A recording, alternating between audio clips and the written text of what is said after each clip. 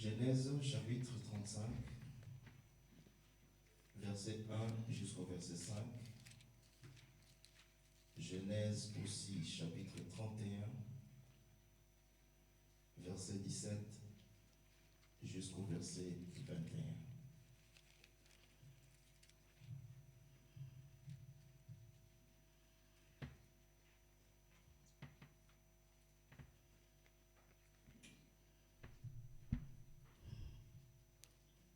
Nous nous lèvons pour faire la lecture. Genèse chapitre 35, verset 1 jusqu'au verset 5.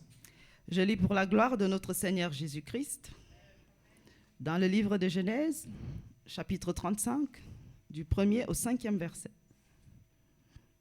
Dieu dit à Jacob, « Lève-toi, monte à Béthel et demeure-y. » Il y a des gens qui n'ont pas la Bible. Les protocoles, vous pouvez donner la Bible aux frères. Allez-y, ma soeur. On recommence. Dieu dit à Jacob, « Lève-toi, monte à Béthel et demeure-y, là. Tu dresseras un autel au Dieu qui t'apparut lorsque tu fuyais à Ésaü, ton frère. » Et Jacob dit à sa maison et à tout ce qui était avec lui, « ôtez les dieux étrangers qui sont au milieu de vous. Nous nous lèverons et nous monterons à Béthel. Là, je dresserai un autel au Dieu qui m'a exaucé dans le jour de ma détresse et qui a été avec moi pendant le voyage que j'ai fait. » Ils donnèrent à Jacob tous les dieux étrangers qui étaient entre leurs mains et les anneaux qui étaient à leurs oreilles. Jacob les enfouit sous le tébérenth qui près de Sichem. Le 4e. Ensuite, ils partirent. La terreur de Dieu se répandit sur les villes qui les entouraient. Et l'on ne poursuivit point les fils de Jacob. Amen. De Dieu. Genèse chapitre 31, verset 1, verset 17 à 21. Jusqu'au verset 21. Genèse 31, du 17e au 21e verset.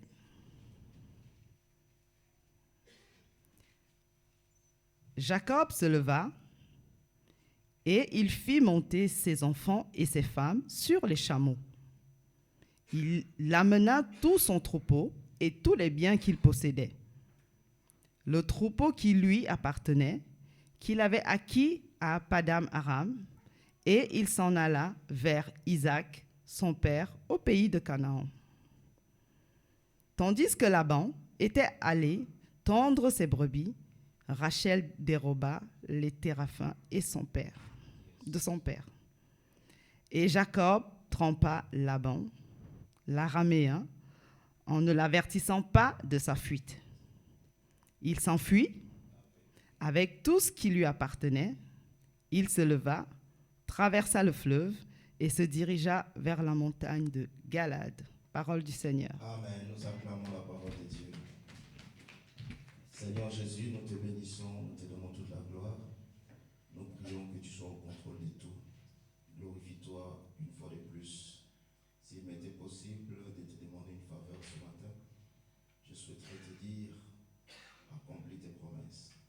Le ciel est ton trône, la terre est ton marchepied. Je suis ton serviteur. Amen. Gloire à Dieu. Amen. Soyez bénis au nom de Jésus. Bienvenue dans la maison du Père. Amen. Regarde le voisin, dis-lui bienvenue dans la maison du Père. Non, sois gentil. Dis-lui bienvenue dans la maison du Père. Demande-lui, est-ce que tu es dans la joie? Maintenant, dis-lui, ne sois pas triste. Parce que tu es dans la maison de Dieu. Dis-lui, oublie tes problèmes. Ah, tu n'as pas dit. Dis-lui, oublie tes problèmes. Parce que tu es dans la maison de Dieu. Amen. Je veux dire à quelqu'un ce matin, oublie tes problèmes. Alléluia. Nous avons chanté tout à l'heure, venez dans la présence de Dieu pour déposer tous vos fardeaux. La Bible dit, venez à moi, vous tous qui êtes fatigués et chargés, et je vous donnerai du repos. Amen. C'est dans la présence de Dieu, dans la maison de Dieu, que nous trouvons du repos. C'est la raison pour laquelle David disait, je suis dans la joie lorsqu'on me dit d'aller dans la maison de Dieu. La maison de Dieu, c'est la maison du repos. C'est la maison de la santé. C'est la maison de la paix. C'est la maison de la joie. C'est la maison de la bonne humeur. Alléluia. Voilà pourquoi quand tu viens dans la maison de Dieu, oublie tes tristesses, oublie tes problèmes, oublie les factures. Amen. Ici, Dieu est capable de résoudre ton problème. Quelqu'un me dit Amen. Nous allons partager un thème ce matin que nous avons intitulé l'ordre dans les dossiers spirituels. Amen. L'ordre dans les dossiers spirituels. Amen. Il y a quelqu'un ce matin qui a des dossiers spirituels. Et dans les dossiers spirituels ce matin, Dieu veut que tu puisses mettre de l'ordre. Est-ce que quelqu'un est avec moi? Merci, Papa Constant. Je répète encore, dans tes dossiers spirituels, Dieu attend que tu puisses mettre de l'ordre ce matin. Amen. Dis à quelqu'un, tu as des dossiers spirituels. Ah oui, quelqu'un a des dossiers spirituels ce matin. Amen. Mais ces dossiers spirituels doivent être mis dans l'ordre. Ça doit être classé dans l'ordre. Ça doit être organisé. Parce que de la même manière que tu peux organiser tes dossiers de la vie quotidienne, les dossiers administratifs, il existe aussi des dossiers spirituels dans lesquels tu dois mettre de l'ordre. Amen. Et c'est ce que nous allons voir ce soir. Je pense que nous avons l'habitude de dire que dormir et se réveiller n'est pas une habitude, mais c'est la grâce de Dieu. Parce que nous savons lorsque nous allons dormir, mais nous ne savons pas si le matin nous allons nous lever. Donc si nous pouvons nous lever ce matin, c'est tout simplement parce que Dieu nous a fait grâce. Donc si tu es là ce matin, c'est parce que Dieu t'a accordé la grâce pour être là. Puisqu'il y a des gens qui sont plus saints que toi, qui prient mieux que toi, qui parlent en langue mieux que toi, mais ce matin, ils n'ont pas réussi à se lever. Mais si tu es là, c'est que quelque part, Dieu t'a accordé sa grâce. Sans tenir compte de tes fautes ou de tes erreurs, il t'a béni, il t'a accordé sa grâce. C'est pourquoi quelqu'un dit dans la Bible, ta grâce me suffit. Donc la grâce de Dieu suffit. Alléluia. Parce que lorsque vous regardez, si vous pouvez régler le micro s'il vous plaît, parce qu'il y a beaucoup d'écho. Lorsque vous regardez la vie de Jacob et la vie d'Ésaü, son frère, Dieu dit dans la Bible, j'ai aimé Jacob et j'ai haï Ésaü.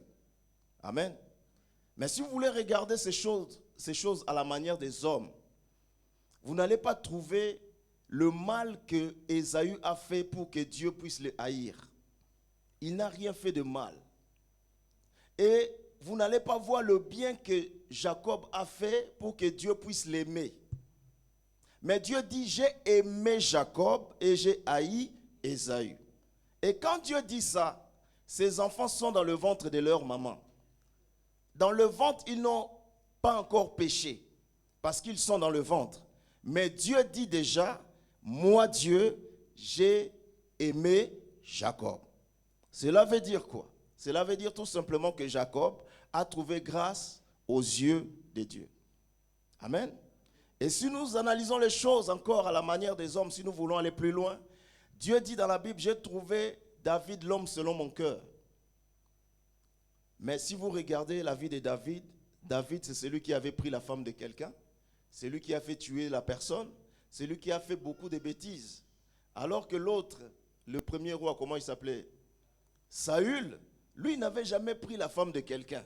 Mais Dieu dit, je l'ai rejeté. Amen. Voilà pourquoi j'ai dit, c'est la grâce de Dieu. Si tu es là ce matin, tu n'as pas fait d'effort, mais Dieu t'a accordé la grâce pour que tu sois là ce matin. Alléluia. Et si Dieu t'a donné la vie ce matin, c'est que Dieu a encore des choses à faire avec toi. Dieu n'a pas encore fini à faire les choses avec toi. Il n'a pas encore terminé sa marche avec toi. C'est pour la raison pour laquelle Dieu te donne encore la vie. Il te donne la prolongation. Il te permet de vivre encore. Alors que beaucoup sont partis beaucoup plus tôt. Tout simplement parce que Dieu avait déjà fini sa mission avec eux. Mais pour toi, Dieu n'a pas encore fini la mission. J'annonce à quelqu'un ce matin que Dieu n'a pas encore fini de faire les choses avec toi. C'est la raison qui te maintient encore en vie jusqu'à ce jour. C'est ce qui fait que malgré le combat de tes ennemis, ils n'ont pas réussi à te tuer jusqu'aujourd'hui. C'est parce que Dieu a encore des choses à réaliser avec toi. Est-ce que tu es là ce matin?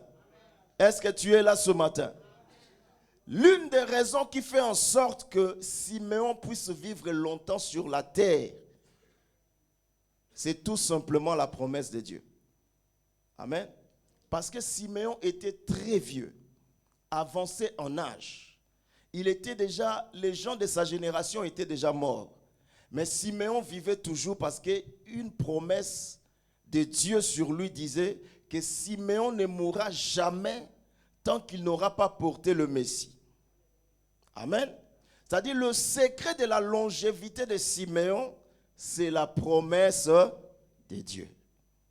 Voilà pourquoi je vais dire à quelqu'un ce matin, tu ne mourras pas tant que les promesses de Dieu ne se seraient pas réalisées dans ta vie. Si c'est pour toi, tu dis Amen. Je répète encore, tu ne mourras pas tant que les promesses de Dieu ne seront pas réalisées dans ta vie. Dis-moi Amen. Je répète pour la troisième fois, tu ne mourras pas tant que les promesses de Dieu ne seront pas réalisées dans ta vie. Si c'est pour toi, dis Amen. Quelqu'un dit, je ne mourrai pas. Je vivrai et je raconterai les œuvres de l'Éternel. Dis encore, je ne mourrai pas. Je vivrai et je raconterai les œuvres de l'Éternel. Je t'annonce que tu ne mourras pas. Malgré les attaques des ennemis, tu ne mourras pas. Malgré leurs pièges, tu ne mourras pas. Nous sommes en 2025, tu vas traverser, tu iras en 2026, tu iras en 2027, tu iras en 2028, tu iras en 2029, tu iras en 2030, tu vas aller encore plus loin. Tu ne mourras pas parce qu'il y a une promesse de Dieu dans ta vie. Et aussi longtemps que cette promesse n'est pas encore accomplie, n'est pas encore réalisée, même si on te met le poison, tu ne mourras pas. Oh my God. Je ne mourrai pas, je vivrai et je raconterai les œuvres de qui? Alléluia. Alléluia. Je voudrais introduire mon message ce matin en rappelant à l'église que nous sommes dans la marche avec Dieu. Nous avons quitté le monde, et nous sommes dans la marche pour aller vers le pays de la promesse, le pays que Dieu nous a promis. Amen. Et dans cette marche, nous avons quitté un état pour aller dans un état. Et nous sommes entre les deux états. Amen. Mais pendant que nous sommes en train de marcher, il y a un certain nombre de choses que nous devons mettre en ordre. Il y a des choses que nous devons adapter. Il y a des choses que nous devons ajuster parce que nous sommes dans la marche. La Bible dit que les enfants d'Israël sont sortis de l'Égypte et ils étaient en marche pour aller vers le Canaan, le pays de la promesse. Mais ils ont fait l'erreur de ne pas s'adapter, de ne pas mettre l'ordre dans leur vie. C'est la raison pour laquelle plusieurs sont tombés dans le désert et sont morts. Et c'est seulement la génération qui est venue après qui a pu entrer dans Canaan parce qu'eux, ils étaient en ordre. Ils avaient pu mettre de l'ordre dans leur vie spirituelle. C'est la raison pour laquelle ce matin, je parle de l'ordre dans la vie, dans les dossiers spirituels. Amen. Ça veut dire que dans la marche dans laquelle nous sommes, tu dois mettre de l'ordre dans les dossiers spirituels.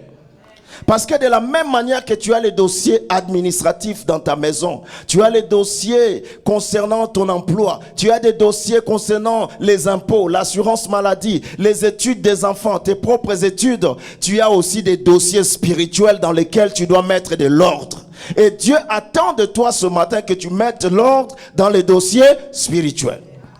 Parfois nous avons des problèmes dans la vie. Pas parce que nous manquons de moyens, c'est tout simplement parce que nous ne savons pas mettre de l'ordre dans nos vies. Il y a des gens qui sont désordonnés, même dans leur vie quotidienne de tous les jours. Ils sont désordonnés. Ils jettent des papiers partout, ils jettent des factures partout. On dit, il y a le papier jaune, il faut aller à la poste. Lui, il ne va pas, il jette. Après, il se retrouve avec des dettes. Il se retrouve avec des poursuites, il s'énerve, il se fâche, il devient dépressif. Mais dans ce pays, il y a toujours des factures, il y aura toujours des factures. Mais c'est à toi de mettre l'ordre dans les dossiers. Amen. Les factures, il y en aura toujours, même si tu te fâches. Jusqu'à ce que Jésus va venir, tu paieras toujours tes impôts. La Bible dit à César ce qui est à César, à Dieu ce qui est à... Amen. J'ai vu quelqu'un qui voulait aller mettre le feu dans l'office de poursuite. Ça ne sert à rien. Tu peux aller mettre le feu là-bas. Jusqu'à ce que Jésus va revenir, tu vas toujours payer les factures. Ton assurance maladie là, tu vas toujours payer. Mais quand le dossier vient, toi tu jettes. Tu dis, ah, ça fait mal à la tête, je ne vais même pas ouvrir l'enveloppe. Tu auras des problèmes avec ça. Amen. Tu dois mettre de l'ordre dans le dossier de la vie comme dans le dossier spirituel. Est-ce que quelqu'un est là? La Bible nous parle de l'histoire. Nous sommes ici dans Genèse chapitre 35. La Bible nous parle de l'histoire de Jacob. Ici, c'est Jacob qui est en train de s'adresser aux gens de sa famille. Jacob parle aux gens de sa famille, aux gens qui sont avec lui. Il parle à ses femmes, il parle à ses enfants, il parle à ses serviteurs. Écoutez ce que Jacob dit. C'est Genèse chapitre 35 à partir du verset 1. Jacob dit ceci. Dieu dit à Jacob, lève-toi, monte à Bethel et demeure-y. Là, tu dresseras un autel au Dieu qui t'a apparu lorsque tu fouillais Ésaü ton frère. Au verset 2 maintenant, Jacob dit à sa maison et à tous ceux qui étaient avec lui, ôtez les dieux étrangers qui sont au milieu de vous. Amen. C'est qui parle? C'est même affiché là-bas, vous pouvez lire. Jacob dit Je répète encore verset 2. Il dit aux gens de sa maison, ôtez les dieux étrangers qui sont au milieu de vous. Purifiez-vous et changez de vêtements. Nous nous lèverons et nous monterons à Bethel. Là, je dresserai un autel au Dieu qui m'a exaucé le jour de ma détresse. Jacob dit aux gens de sa maison, la première chose, il dit, ôtez les dieux étrangers. Amen. C'est-à-dire que pour mettre l'ordre dans sa vie spirituelle, la première chose que tu dois faire, Jacob dit, ôtez les dieux étrangers au milieu de vous. Amen. Il dit aux gens de sa maison, vous savez comment est-ce que Dieu nous a pris depuis la maison de Laban. Dans la maison de Laban, les choses n'étaient pas faciles. Dans la maison de Laban, Laban nous a maltraités. Laban nous a fait travailler pendant 14 ans. 7 ans pour épouser Léa. 7 ans pour épouser Rachel. Ensuite, il nous a fait travailler encore 6 ans pour son troupeau. Jacob dit, Laban nous a fait du mal. Laban m'a réclamé tout ce que je perdais comme troupeau. La chaleur me dévorait pendant le jour et le froid me dévorait pendant la nuit. Jacob m'a réclamé tout ce que je perdais. Et Laban plutôt m'a réclamé tout ce que je perdais. Et Laban a changé 10 fois mon salaire. Jusqu'à ce que Dieu vienne nous visiter. Maintenant, Dieu nous a visités. Et Dieu nous a dit de sortir de la maison de Laban pour aller à Bethel. Bethel, c'est le lieu où j'ai rencontré Dieu. Bethel, c'est le lieu où j'étais en train de dormir lorsque j'ai fouillé mon frère. Et Dieu m'a dit, je te donnerai cette terre à toi et à ta postérité. Bethel, c'est la terre où j'ai vu l'échelle de Dieu descendre et les anges qui faisaient le travail de monter et de descendre, c'était où? C'était à Bethel. Bethel, c'est le lieu où j'ai oint un monument. C'est le lieu où j'ai lutté avec un ange toute la nuit. Et l'ange m'a dit, ton nom ne sera plus Jacob, mais désormais tu seras appelé Israël. Maintenant, nous sommes en train de partir à Bethel, le lieu de la bénédiction, le lieu de la promesse, le lieu de la grâce, le lieu où Dieu nous a promis de bonnes choses. Mais nous ne pouvons pas entrer à Bethel si nous notons pas d'abord les dieux étrangers au milieu de nous. Il dit à sa famille, la première des choses, ôtez d'abord les dieux étrangers. Amen. Ôtez les dieux étrangers. Parce que les dieux que nous servons, les dieux qui nous a appelés, les dieux qui nous a choisis, s'il y a une chose que ce Dieu n'aime pas, c'est le mélange. Dieu n'aime pas le mélange. Dieu n'aime pas lorsqu'on mélange les choses. Dieu, la Bible dit, c'est un Dieu jaloux qui ne partage pas sa gloire avec les idoles. Alléluia. C'est la raison pour laquelle Élie dit aux enfants d'Israël, choisissez qui vous voulez suivre aujourd'hui. Si vous voulez l'Éternel, allez vers l'Éternel. Si vous voulez Baal, allez vers Baal. Mais ne mélangez pas. Parce que dans les thermomètres de Dieu, il n'y a que 2 températures. Il y a le chaud et il y a le froid. Il n'y a pas de milieu. Il n'y a pas de tiède. La Bible dit, tu n'es ni chaud ni froid, alors je te vomirai. Amen. Et Josué va plus loin pour dire aux enfants d'Israël, choisissez aujourd'hui qui vous voulez servir. Mais moi et ma maison, nous servirons l'Éternel. Amen. Il dit, ôtez les dieux étrangers du milieu de vous. Je vais dire à quelqu'un ce matin, tu dois ôter les dieux étrangers.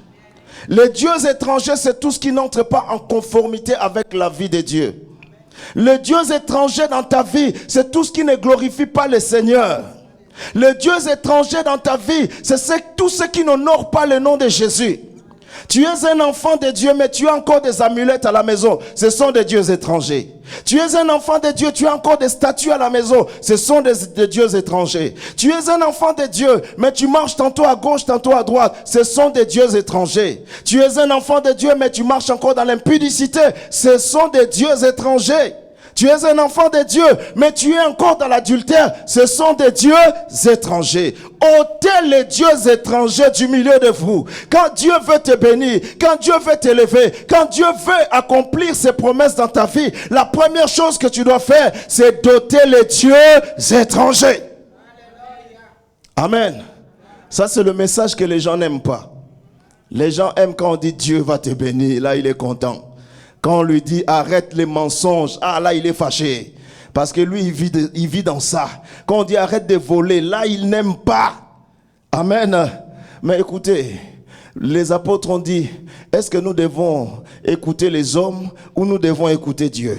Est-ce que nous devons prêcher ce que les gens veulent ou nous devons prêcher ce que Dieu veut? Nous devons prêcher ce que Dieu veut. Alléluia. Même si cela ne plaît pas, même si cela vous fait mal, la Bible dit ôtez les dieux étrangers. Amen. J'ai un ami, vous savez, un ami prophète. Cet ami-là, il parle que des choses spirituelles. Il parle en langue. Tu le vois, même dans la rue, il parle en langue. On était allé dans une fête avec lui. Je ne savais pas que cet homme pouvait faire du mélange. Moi, je lui ai toujours fait confiance. C'est un prophète. On est allé dans une fête. On mangeait. Il me parlait de choses spirituelles. C'est un prophète très, vraiment dans les choses spirituelles. Et à un moment donné dans la fête, lorsqu'on a mis la musique de son village, je n'ai plus reconnu ce prophète. Amen. Quand on a mis la musique de son village, de sa tribu, ce prophète, c'est un homme de grande taille. Je pense qu'il doit peser dans les 110 kilos. Il est lourd. Mais je ne savais pas que ses hanches pouvaient bouger comme ça. Et moi, j'étais choqué. Il se lève. J'ai dit, Seigneur, ça c'est quoi? Cet homme qui me parle toujours des choses saintes. Amen. J'ai dit, mais prophète, il m'a dit ça, ce n'est pas un péché, c'est normal. J'ai dit, ok, c'est vrai que c'est peut-être pas un péché de danser, n'est-ce pas? Mais en tant que serviteur de Dieu, amen, nous devons éviter aussi d'être un scandale pour les autres. Amen. Je ne dis pas que tout est péché, mais en tant qu'enfant de Dieu, il y a des choses que nous devons faire. L'apôtre Paul dit quelque part, si manger de la viande, il dit quoi? Il dit, si manger de la viande est pour mon prochain une occasion de chute, je ne mangerai pas de la viande pour ne pas être un sujet de scandale pour lui. Amen. Est-ce que manger de la viande c'est mauvais? J'ai dit non. Est-ce que c'est un péché? J'ai dit non. Est-ce que bien s'habiller c'est un péché? J'ai dit non. Mais si par mon habillement les gens sont scandalisés, je vais éviter de m'habiller d'une certaine manière pour ne pas scandaliser les autres. Amen. Ça dit, je dois faire la part des choses parce que Dieu n'aime pas le mélange. Ça dit, lui, il est prophète, il prêche la parole. Mais quand on met la danse de son village, on ne le reconnaît plus. Il devient une autre personne. Alléluia. La Bible dit, ôtez les dieux étrangers. Amen. Ôtez les dieux étrangers. Jacob parle à sa famille. Il dit d'abord, ôtez les dieux étrangers. Pourquoi Jacob dit cela? Parce que quand nous retournons maintenant dans Genèse 31, vous allez remarquer une chose. Lorsqu'ils sont sortis de la maison de Laban, Rachel, qui est la femme que Jacob aimait beaucoup. Amen. Vous êtes encore là? Qu'est-ce que Rachel a fait? Rachel a volé les téraphim de son père. Amen. Les téraphim, ce sont des statues. Ce sont, comment on appelle ça? Ce sont des idoles. Ce sont des idoles. Amen. C'est-à-dire, Rachel vole les statues de son père. Et elle est en train de voyager avec les statues de son père. Alors que Dieu n'aime pas le mélange. Alléluia. Maintenant, Jacob savait que dans la maison où ils étaient, il y avait les statues. Il y avait des idoles qui étaient là. Il savait que Rachel avait volé les statues de son père, Laban. Et quand Laban est venu chercher ces statues, Rachel s'est assise sur les statues. Elle a dit, j'ai mes périodes de femme, je ne peux pas me lever. Donc elle a caché les statues. Amen. Maintenant, il marchait avec Dieu et avec les idoles. Or, Dieu n'aime pas le mélange. Amen. Et Jacob savait. Mais Jacob, en tant que père, en tant que papa, en tant que leader, il ne pouvait pas exposer sa femme. Il devait protéger, parce qu'un leader protège. Un père protège. Amen. Un père n'expose pas. Un vrai père, un papa, il protège. Je bénis la vie de notre père, parce que c'est un père qui nous protège. Un père, c'est celui, il peut connaître ton problème. Il peut connaître ton problème de repentance ou ta cure d'âme. Ta cure d'âme. Mais il va jamais, il peut même mourir avec ça dans son cœur. Même la femme avec qui, un pasteur, même la femme avec qui je dors, si je connais ton problème, je ne peux jamais lui raconter. C'est comme ça que ça marche. Amen. Et je bénis Dieu parce que nous avons un père qui nous a enseigné ces choses. Ça dit c'est comme ça. Jacob savait que sa femme avait ces choses-là. Mais Jacob attendait le bon moment pour que ces choses-là soient débarrassées. Il dit à sa femme, ôtez les dieux étrangers. Il savait que ces choses étaient dans la maison. Alléluia. Parce que le problème avec Rachel, c'est quoi? C'est que Rachel, c'est le genre de personne qui, pour elle, on ne peut jamais réussir sans les fétiches. On ne peut jamais réussir sans toucher à quelque chose. Ça dit, ce sont les gens de personnes qui ne croient pas à l'appel, à la grâce de Dieu. Nous avons des gens comme ça, même dans les églises, même partout, sur Internet. On voit des gens, si quelqu'un est béni pour lui, c'est que la personne a touché au fétiche. Si une personne est élevée, c'est que c'est une personne qui est dans la magie, qui est dans la franc-maçon, qui est dans ces choses-là. Donc Rachel était comme ça. Dans sa tête, c'était comme ça. Malgré les promesses qui étaient avec eux, pour elle, il fallait toujours avoir des fétiches. Je vais dire à quelqu'un ce matin, tu n'as pas besoin de fétiches parce que Jésus bénit. Je répète encore, tu n'as pas besoin de ces choses-là parce que Jésus bénit. Amen. La Bible dit la bénédiction ne vient, l'élévation ne vient ni de l'Orient, ni de l'Occident, mais l'élévation vient de l'Éternel. Alléluia. C'est Dieu qui bénit. J'ai dit à quelqu'un ce matin, Dieu bénit. Dieu élève. Dieu élève encore plus haut. Amen. Il y a des personnes pour qui si tu as une belle voiture, c'est que tu as touché. Si tu es bien habillé, c'est que tu as touché. Si tu as une promotion, c'est que tu as touché. Si tu as quelque chose de Dieu, tu prêches bien, ou Dieu commence à t'utiliser, les malades sont guéris, c'est que tu as touché. Mais je me pose la question, qu'est-ce que les apôtres avaient touché pour que, par un seul discours de Pierre, il puisse y avoir 3000 convertis? Parce que la Bible dit, un seul discours de Pierre, il y avait 3000 personnes qui étaient converties. Mais qu'est-ce que les apôtres avaient touché? Ça veut dire que Dieu peut aussi bénir, Dieu peut aussi donner l'onction, Dieu peut aussi équiper, Dieu peut aussi revêtir la personne. Et quand vous lisez Acte 3, on nous parle de 3000 convertis. Quand vous allez dans Acte 5, on nous parle de 5000 convertis. Quand vous allez Acte 6, Acte 7, on dit que le nombre de disciples ne cessait de se multiplier. Donc le Dieu que nous prions, c'est le Dieu qui multiplie. Amen. Mais regardez, même dans la ville où nous sommes à Lausanne, n'est-ce pas que les gens critiquent l'église Miel? Quand ils voient qu'il y a du monde à l'église, ils disent quoi? Votre pasteur, il a touché.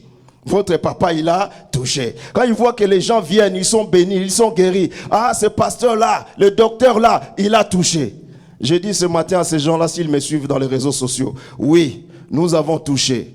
Mais nous avons touché Jésus-Christ, le roi des rois, le Seigneur des seigneurs. Nous avons touché Jésus, celui qui guérit réellement. Nous avons touché Jésus, celui qui bénit réellement. Nous avons touché Jésus, celui qui fait les miracles. Nous avons touché. S'ils me suivent, je vais dire ce matin, nous avons touché Jésus. Parce qu'il y avait une femme à la perte de sang. La femme a dit, si je peux seulement toucher le bord de son vêtement, je serai guéri. Quand quelqu'un touche Jésus, sa vie doit changer, sa vie doit s'améliorer, ses affaires doivent changer, son travail doit monter, les promotions doivent arriver, ses enfants doivent exceller à l'école parce qu'il a touché Jésus. On n'a pas besoin de statues, on n'a pas besoin de fétiches, on a besoin de toucher Jésus qui est plus que les fétiches, plus que les statues, parce que les statues ne sont que des idoles. Ils se disent de Dieu, mais ils ne sont pas de Dieu. La Bible dit, Ils ont des yeux, mais ils ne voient pas. Ils ont des oreilles, ils n'entendent pas. Ils ont des bouches,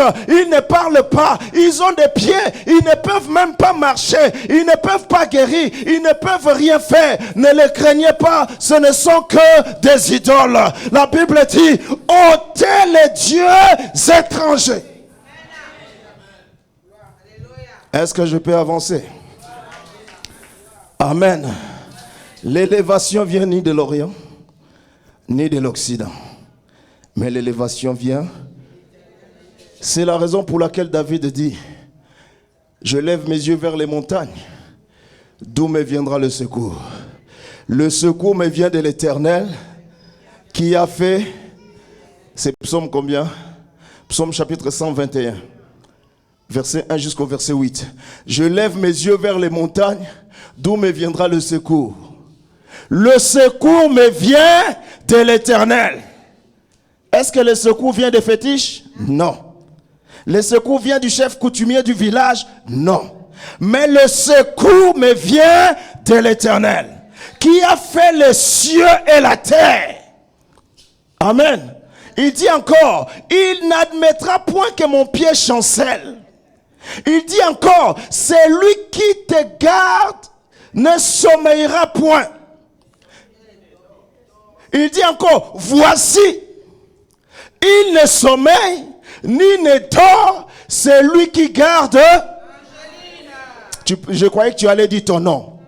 Voici, il ne sommeille ni ne dort, c'est lui qui garde. Oh, pourquoi tu dis mon nom? J'ai dit ton nom à toi. Voici, il ne sommeille ni ne dort, c'est lui qui garde. Amen. Il va encore plus loin. Il dit, l'Éternel te gardera de tout mal. Quelqu'un dit amen. Il dit, l'Éternel te gardera de tout mal. Il gardera ton âme. Il dit, l'Éternel gardera ton départ. Dès maintenant. Amen. Et David dit, j'habiterai dans la maison de l'Éternel tous les jours. Ah, alléluia. Ça veut dire que l'élévation véritable vient de l'Éternel. Amen. Ôtez les dieux étrangers. C'est la première étape pour mettre de l'ordre dans les dossiers spirituels. Amen. La première étape, c'est d'ôter les dieux. Deuxième étape, nous sommes toujours Genèse chapitre 35. Après avoir parlé, nous sommes au verset 2. Est-ce que quelqu'un est là? Verset 2 ou 3? Verset 2. Il dit d'abord, ôtez les dieux étrangers qui sont au milieu de vous. La deuxième des choses, Jacob dit à sa famille, purifiez. Amen. Purifiez. Non, j'entends pas. Purifiez. Amen. La purification consiste à se nettoyer. Consiste à se débarrasser de la souillure. Consiste à rejeter tout ce qui est négatif, tout ce qui est mal. C'est cela qu'on appelle la purification. Vous savez, certains démons, lorsque nous faisons des délivrances, il y a des démons qui nous résistent, pas parce qu'ils sont forts, mais c'est tout simplement parce que les personnes pour lesquelles nous sommes en train de prier, la même personne, on prie pour lui aujourd'hui, une semaine après, on voit la personne dans la boîte de nuit. On le délivre aujourd'hui. 2 jours après, il va dans l'impudicité. On le délivre aujourd'hui. 3 mois après, on le retrouve dans la drogue et dans l'alcool. On le délivre aujourd'hui. Lui, il va se vautrer encore dans le péché. Ça dit, ils sont en train de donner du travail inutile aux pasteurs. Amen. Donc on prie pour la personne pour que sa vie change. Mais la personne, on le délivre, il va encore ramasser les démons. La Bible dit purifiez-vous. Amen. La même personne pour qui on délivre, on gêne pour lui, on prie pour lui, mais lui-même va se ramasser les démons. La Bible dit, Matthieu chapitre 12, verset 43. Lorsque un esprit impur est chassé d'un homme, l'esprit impur va dans les lieux arides pour chercher du repos. Et s'il n'en trouve pas, qu'est-ce qu'il fait? Il revient dans son ancienne maison. Et s'il trouve que la maison est vide, embellie, nettoyée, ornée, qu'est-ce qu'il va faire? Il va retourner dans les lieux arides pour chercher 7 autres démons plus méchants que lui. Amen. Et il va les amener dans la vie de la personne. Alors la situation de la personne devient pire qu'auparavant. Vous comprenez? C'est-à-dire, on délivre la personne va se ramasser encore les démons. Mais les démons, quand ils reviennent 7 fois. Plus forts, plus nombreux, plus puissants. C'est pourquoi il y a des personnes, ça fait 10 ans qu'ils sont à l'église, leur vie ne change pas. Ça fait 15 ans qu'on prie pour eux. Les choses ne marchent pas. Ce n'est pas que le pasteur n'a pas l'onction. Ce n'est pas que ces démons-là sont forts. Mais c'est que la personne ne sait pas se purifier. Amen. Jacob dit aux gens de sa maison, il dit, purifiez-vous. Je vais dire à quelqu'un ce matin, purifie-toi. Sanctifie-toi. Le Dieu que nous prions, c'est un Dieu saint. Un Dieu de la sainteté. Purifie-toi, abandonne ces choses qui vont t'amener en enfer. Quelqu'un me dit amen. Ah, là vous dites moins amen. On dit amen. Parce que c'est la parole de Dieu. Amen. Deuxième des choses, la purification implique aussi de se laisser guider par la parole de Dieu. Amen. La purification implique aussi de se laisser guider par la parole. Jacob sort de la maison de Laban avec la parole de Dieu.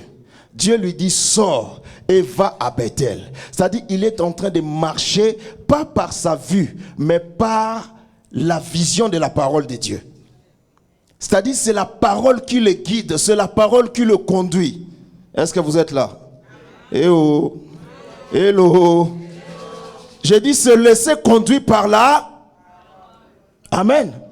Lorsque Noé a construit l'arche, les gens se moquaient de Noé. Les gens ont dit, mais est-ce qu'on peut bâtir une arche dans le désert? Ils ont pris Noé pour un fou. Ils l'ont traité de tous les noms d'oiseaux que vous connaissez.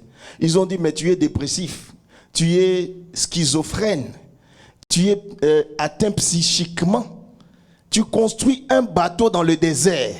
Le bateau doit se construire où? Dans la mer, au bord de la mer, au bord des lacs. Mais toi, tu construis le bateau dans le désert. Mais Noé devait se laisser guider par la parole de Dieu.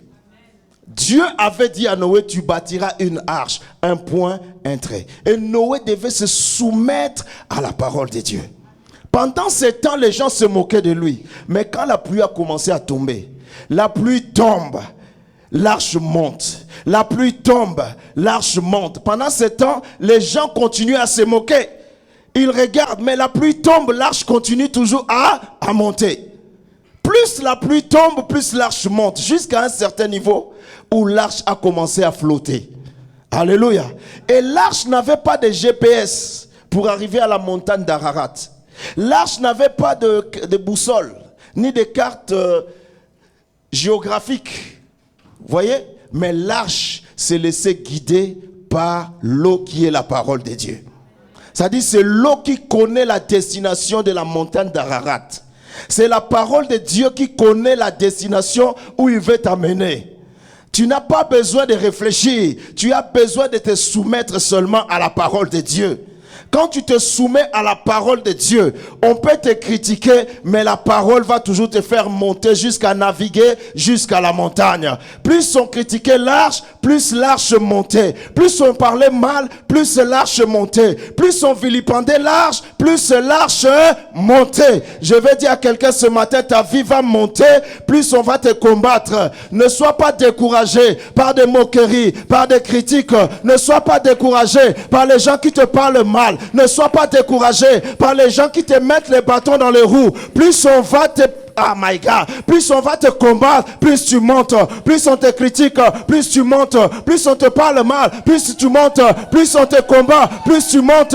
Plus on se lève contre toi, plus tu montes. Plus on... Ah, quelqu'un dit je monte. Au nom de... Amen. L'arche était en train de monter petit à petit. La montée ne vient pas d'un seul coup. La montée vient petit à petit. Mais le plus important, c'est de se laisser soumettre à la parole de Dieu. De rester plongé dans la parole de Dieu. Parce que c'est la parole qui est l'eau qui guide l'arche jusqu'à la montagne. Amen. Si vous voulez bien le comprendre, allez poser la question à cette femme au puits.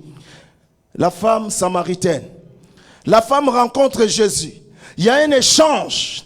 Je dis que cette femme-là, c'est aussi l'image de l'arche de Noé. Vous savez pourquoi? Dis-moi un bon amen. Je vais te révéler quelque chose. Dis un bon amen. La femme samaritaine, c'est aussi l'image de l'arche. Parce que plus elle discute avec Jésus, plus l'eau, la pluie tombe sur elle. Amen. Jésus arrive, Jésus dit donne-moi de l'eau. La femme dit mais les Juifs et les Samaritains ne s'entendent pas. Pourquoi tu me demandes de l'eau? La parole qui sort de la bouche de Jésus, c'est l'eau. C'est déjà la pluie qui tombe. C'est-à-dire à ce niveau-là, l'eau arrive déjà aux chevilles de la femme. Amen. Jésus lui dit encore, j'ai une eau, si je te donne, tu n'auras plus jamais soif. À ce niveau-là, l'eau arrive aux genoux de la femme. La femme dit à Jésus, oh, mais tu n'as rien pour puiser de l'eau. Avec quoi tu vas me donner de l'eau?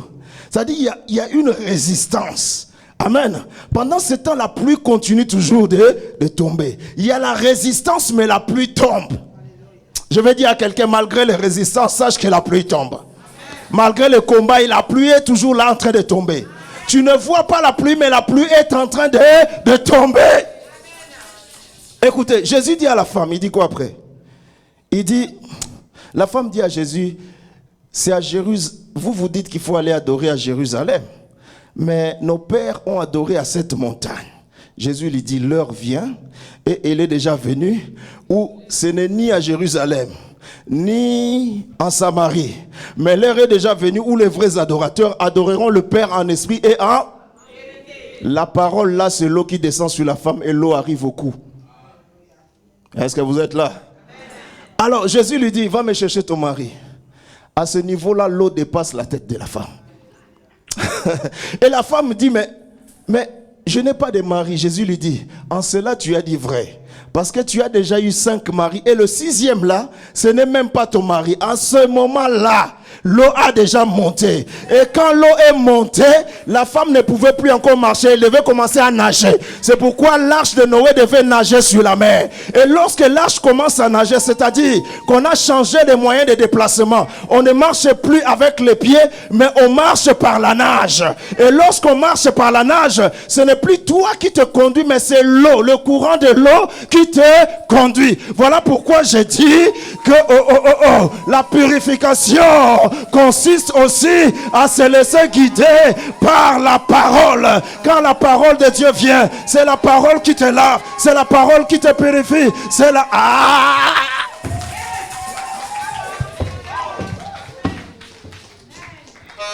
Amen. Quelqu'un dit la parole. Oh, tu l'as pas dit avec onction. La parole. Amen. C'est laisser conduire par la parole.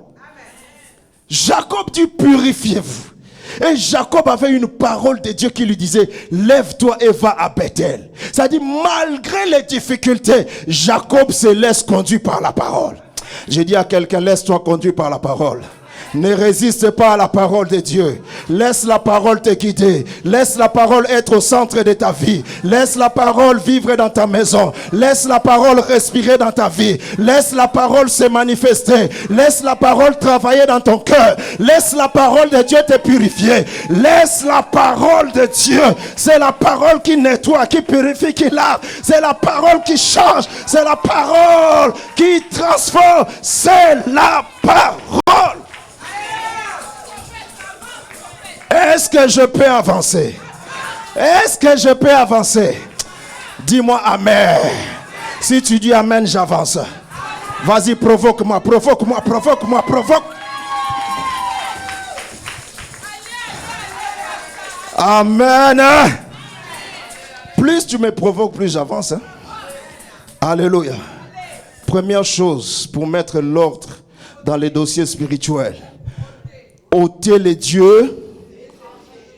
Deuxième chose, purifier. Troisième chose, Genèse chapitre 35, verset 2. Il dit encore, Jacob dit à sa maison et à tout ce qui était avec lui, ôtez les dieux étrangers qui sont au milieu de vous, purifiez-vous et changez des... Non, tu n'as pas bien compris ça. Purifiez-vous et changez des vêtements. Amen. Je veux dire à quelqu'un ce matin, change de vêtements. Tu dois changer de vêtements. Je ne parle pas de vêtements physiques, mais je parle de vêtements spirituels. Changer de vêtements consiste à se débarrasser des anciens vêtements pour revêtir Christ. Changer de vêtements consiste à se débarrasser du vieil homme, à se débarrasser du moi. C'est-à-dire, moi, on ne peut pas rigoler avec moi. Moi, on ne blague pas avec moi. Moi, on ne me touche pas. Moi, vous ne savez pas de quel bois je me chauffe. Moi, je suis méchant. Moi, je frappe les gens. Moi, je suis colérique. La Bible dit changer de vêtements. C'est-à-dire, tu te débarrasses du moi et tu laisses Christ te revêtir. Tu revêts Christ. Tu portes Christ. C'est ce qu'on appelle changer de vêtements. J'ai dit à quelqu'un, change tes vêtements ce matin. Je répète encore, change tes vêtements ce matin. Je dis encore, quitte le vieil homme. Amen. Chaque nouvelle dimension de ta vie exige un changement de vêtements. Amen. Je répète encore, chaque nouvelle dimension de ta vie avec Dieu exige un changement de vêtements. Dieu veut que tu changes de vêtements pour qu'il t'amène plus loin. Tu veux que Dieu t'utilise, change tes vêtements. Tu veux prêcher la parole comme le pasteur Junior, change tes vêtements. Tu veux prier pour les malades et que les malades soient guéris, change de vêtements. Tu veux chanter avec onction de Dieu, que l'huile coule, change de vêtements. Chaque nouvelle étape consiste à ce que tu changes de vêtements, que tu revêtes de nouveaux vêtements, des vêtements neufs. Alléluia. Zacharie chapitre 3 verset 3. Lorsque l'ange est en train d'accuser Zacharie, lorsque plutôt le diable est en train d'accuser Zacharie, il accusait Zacharie parce que Zacharie avait des vêtements sales. Amen. Mais lorsqu'il se retournait, Dieu avait changé les vêtements de Zacharie. Et quand les vêtements ont été changés, le diable ne pouvait plus encore l'accuser.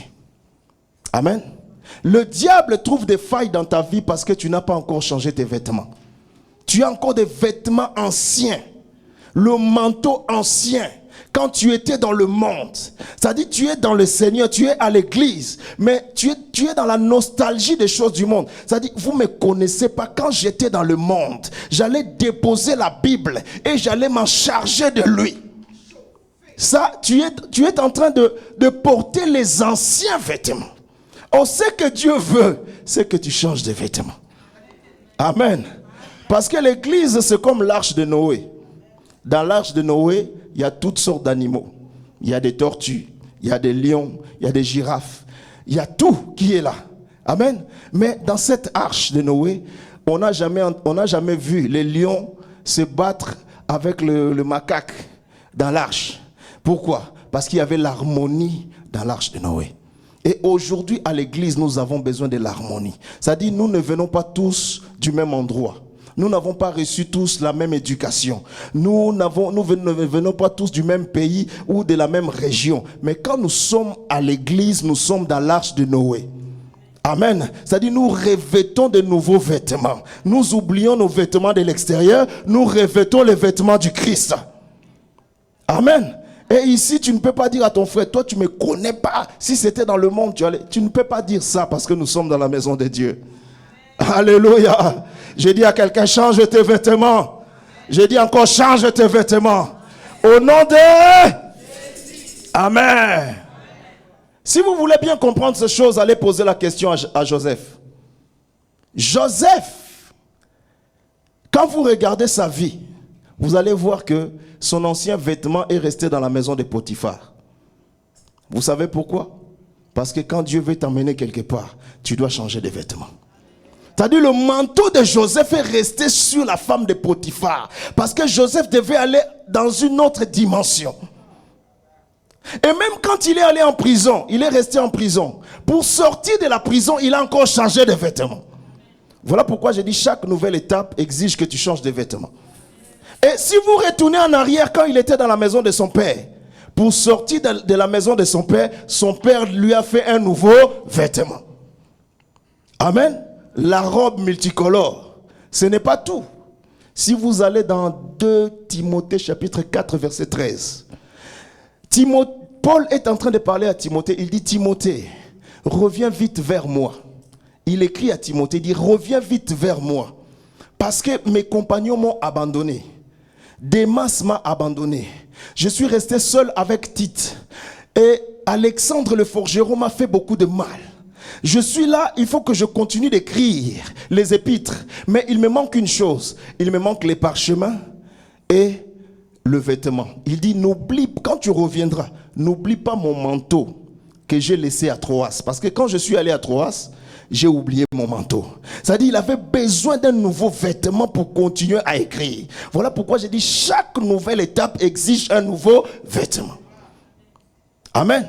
Et si nous allons plus loin, vous allez voir le Christ lui-même. Quand on a crucifié Jésus, on a enlevé son manteau. On a fait le tirage au sort. Amen. Les soldats romains ont pris le manteau de Jésus. Ils ont fait le tirage au sort. Ils sont partis avec. C'est-à-dire Jésus a été crucifié nu. On l'a, pour le mettre dans la tombe, on l'a mis dans des langes. On l'a mis dans la tombe. Amen. Mais 3 jours après, quand Jésus est ressuscité, la Bible dit: les femmes sont venues pour l'embaumer. Ils ont vu un homme vêtu d'une robe resplendissante. Maintenant, on peut se poser la question. Lui, il était mort nu. Il était enterré nu. D'où est venue cette robe-là? C'est tout simplement, quand quelqu'un veut changer de niveau, il doit changer de vêtements. C'est-à-dire, cette robe-là, c'est la nouvelle robe étincelante avec la lumière. Une nouvelle robe, un nouveau vêtement. Et Jacob dit aux gens de sa maison: changez de vêtements. Vous ne pouvez pas entrer dans les choses de Dieu avec les anciens vêtements. Avec des vêtements sales, avec un cœur sale, avec un cœur de haine, rempli de haine et de méchanceté. Tu ne peux pas. Tu dois changer d'abord de vêtements.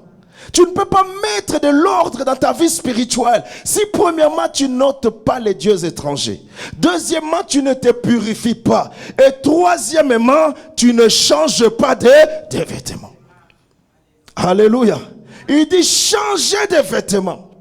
Or, changer de vêtements implique également à accepter le pardon de Dieu, à se pardonner soi-même et à pardonner les autres.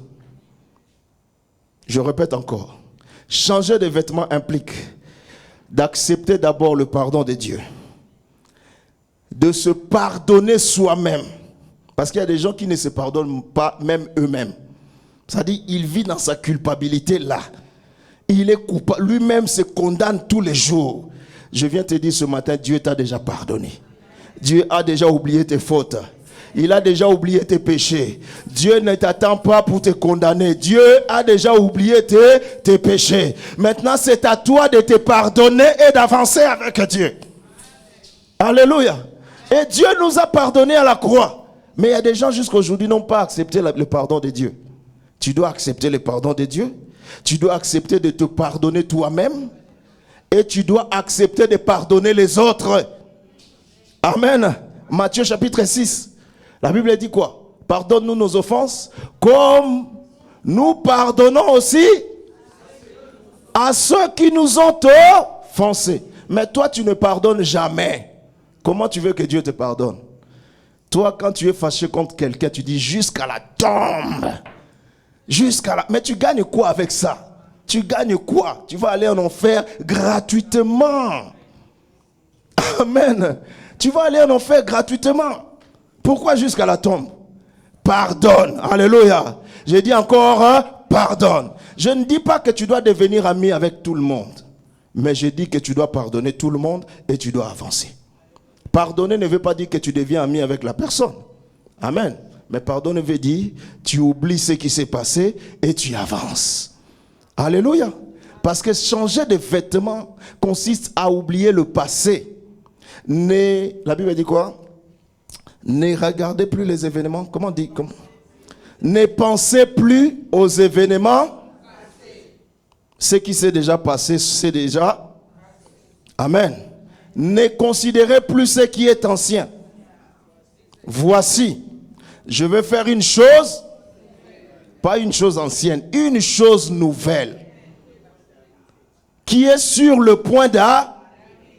Je mettrai un chemin dans le désert et des fleuves dans la solitude. Alléluia. Ne pense plus aux événements passés. Nous sommes au mois d'octobre. Aujourd'hui, c'est le 25. Bientôt, 26. Nous allons entrer en 2026. Il y a des personnes que tu dois pardonner. Alléluia. Il y a des personnes que tu dois libérer dans la prison de ton cœur. Tu vas aller en enfer pour rien. Pour rien. Tu dois pardonner les gens. Tu dois te pardonner toi-même. Et tu dois accepter le pardon de Dieu. Alléluia. L'ordre dans les dossiers spirituels. Est-ce qu'on peut acclamer le Seigneur? Que Dieu vous bénisse abondamment. On se met debout, on acclame le grand roi. On se met debout. L'ordre dans les dossiers spirituels. Nous allons prier. Amen. Alléluia. Les gens n'aiment pas quand on dit il faut pardonner. Ah, ils n'aiment pas. Pourquoi je dois pardonner encore? Lui, vraiment. Non, tu dois pardonner. Amen. Parce que Jésus t'a pardonné. Oublie ce qui s'est passé. Oublie celui qui t'a piétiné. Oublie celui qui t'a parlé mal. Parce que Jésus, lui, il a oublié tes péchés. Amen.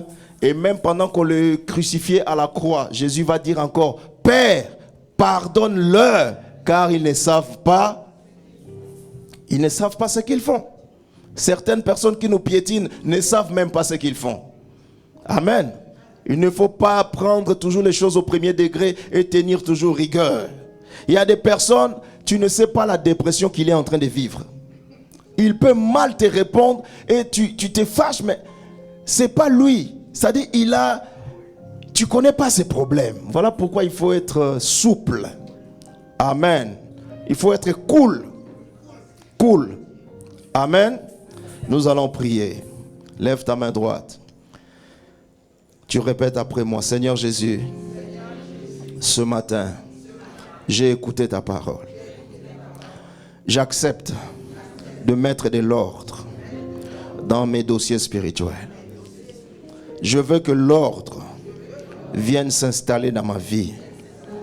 Que ma vie spirituelle soit une vie épanouie.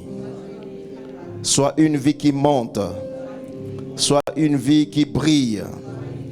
Seigneur Jésus, je me débarrasse de tous les dieux étrangers qui m'empêchent de voir ta gloire. Seigneur Jésus, j'accepte de me purifier, de purifier mon cœur, de purifier mon corps, mon âme et mon esprit. Seigneur Jésus, j'accepte de changer mes vêtements afin de revêtir Christ. Et je prie ce matin, viens, entre dans mon cœur, prends possession de mon cœur, guéris mon cœur de toutes les blessures que les hommes de ce monde m'ont infligées. Guéris mon cœur de toutes les blessures que le diable m'a infligées. Je crois à la guérison divine. Je crois que tu peux guérir mon cœur ce matin. Et je prie ce matin que tu puisses guérir mon cœur. Seigneur Jésus, j'accepte ce matin de pardonner. Oh, tu ne l'as pas dit, hein? Seigneur Jésus, j'accepte ce matin de pardonner. Je me pardonne moi-même. J'accepte ton pardon. Et je pardonne les autres. Tous ceux qui m'ont fait du mal, ce matin, je les pardonne afin de mettre de l'ordre dans ma vie spirituelle.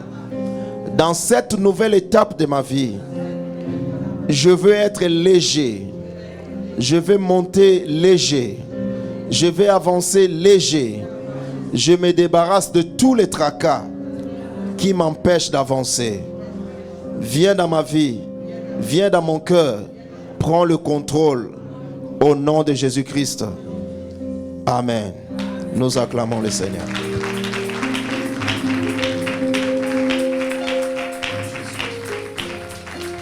Que Dieu vous bénisse.